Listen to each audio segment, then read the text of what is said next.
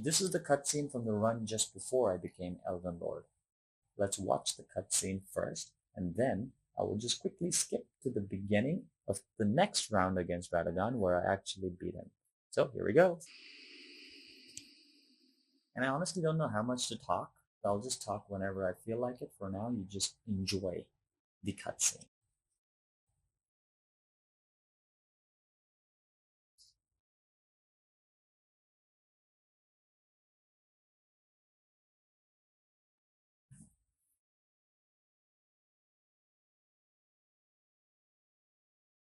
So one thing I'd like you all to notice here is that she's got blonde hair and breasts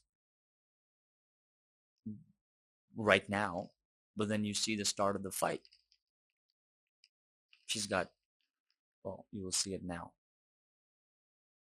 Now she has become a he with red hair and muscles, no breasts, right? So this was the first transformation that that this boss does. But luckily, you don't have to fight the golden-haired Radagon, the chick Radagon. You just fight the male version with the. A few moments later. And some are quick, some are delayed. Once you figure the quick, and so that's a quick one. This is delayed, so you know it's hard to get these timings. And I'm dead. So I died quite quickly, but it was the run right after this. So I'm gonna skip to that, and here we go. Now at this point, I didn't know that I was gonna become Elden Lord. 53 minutes into trying him for the first time, right? I think 53 minutes for a lot of pro players who now know how to fight Radagon may sound like a long time, but 53 minutes to beat the final boss of Elden Ring, I think is not so bad, you know? Um, so, yeah, I was proud of myself.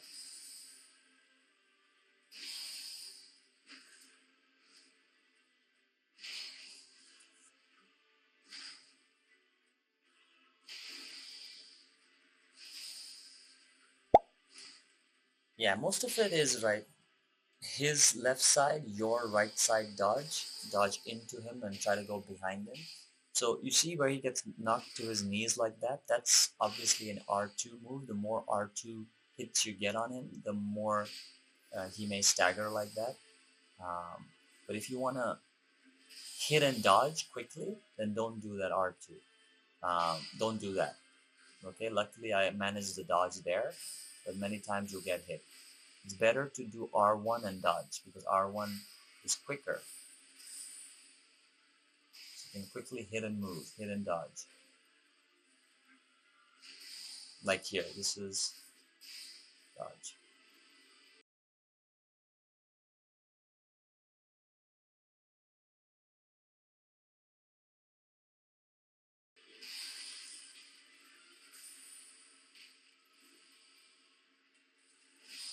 Yeah, you have time to hit him during each one of those moves if you're close enough.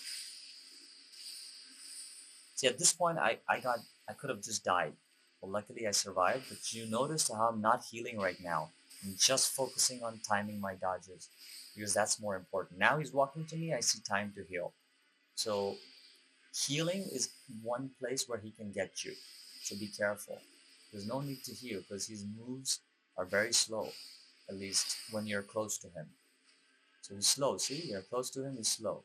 You just dodge the fast ones and then you just stay there near him.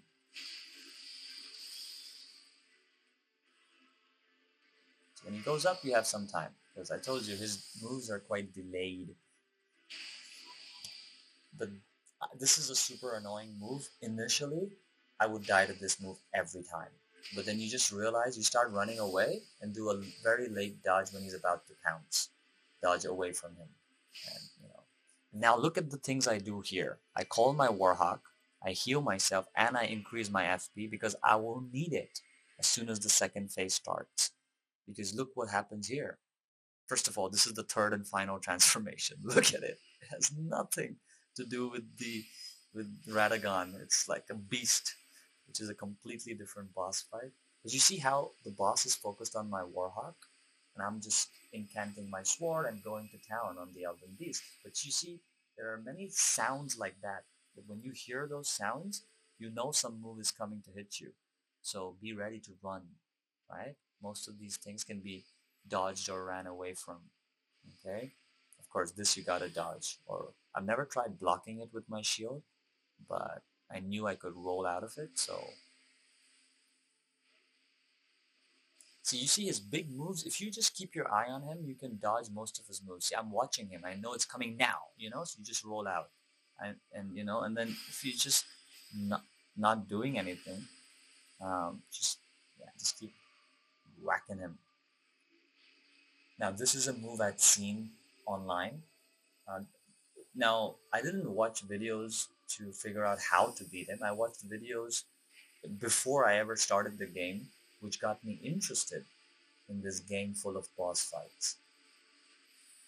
This is something I've seen people die from online when they roll into that move, but I was close enough to do it, so I was lucky. Even here, I was just blocking it. I didn't know like it's blockable or not, right? But I just tried it. It worked because I didn't have time to react. I didn't have stamina enough, or just no time enough. Even that dodge that you just saw, I didn't even know what move that is. I just dodged twice, and the second time happened to be the correct time. Now this is where I should have died. I got hit by that, and all these things which are coming at me should have just killed me. But luckily, a few rolls, a few of them missed, and I healed just in time where the big orb missed me and these small ones missed me. A few of them hit me, but I healed in time. So I managed to get out of it. Could have died here too. There are 3 concentric circles. Got hit by the first one, but I didn't panic. I just ran towards the edge and I jumped because I knew that's what I gotta do. Could have died here too. Look at my health, right? So it definitely wasn't a flawless run, but I kept going and I kept timing my heals, you know, and just didn't want my Warhawk to die because of which he's almost dead, but I didn't want him to die because then it gives me time to go close while he's focused on the Warhawk. This is the reason why calling the Warhawk in the second phase, a fully powered up, it's +9, not +10 at this point, but still it's enough. Now I just needed a little bit of time, but the Warhawk's dead, so I got hit because luckily I knew how to dodge this particular move, got in close, whacked him 3 times, ran out of stamina. I thought I'm gonna die, just got enough stamina to finish him off. And that, ladies and gentlemen, is how I became Elden Lord. But now I've slain the god, okay, and I want to show you something really funny. So right after this, you have a couple of options. You could summon Rani, okay, and I should have summoned Rani to see what that storyline is all about, but I didn't. I touched the grace, and then I forgot to summon Rani. I went straight to this thing, and when you touch the fractured Marika and you fix it, basically your cutscene where they announce you as the next Elden Lord begins. And here is where something really funny happened. So let's watch the funny thing.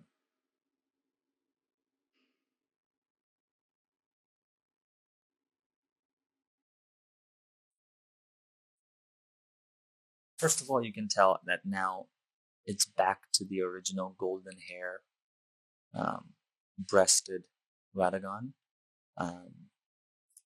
So which was the first phase or the first look that he had.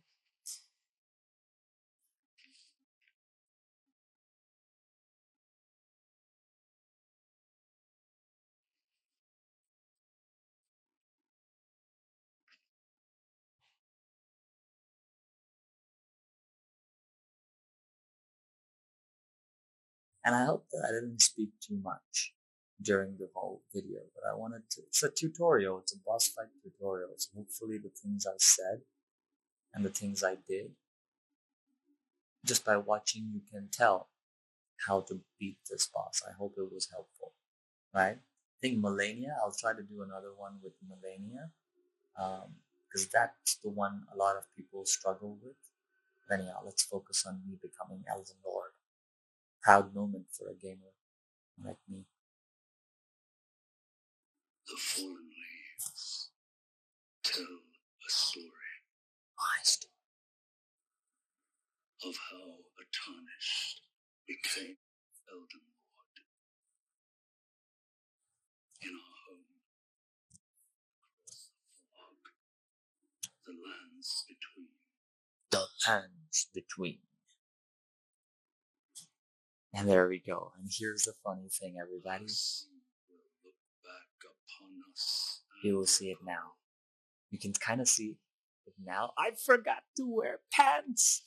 I forgot to put on pants. Now I'd taken off my pants so I could roll out faster. I didn't need it during the fight. I should have put it on in between. So I became Elden Lord with no pants. A pervert lord. But anyway, so I hope all of you enjoyed this video of how I became Elden Lord.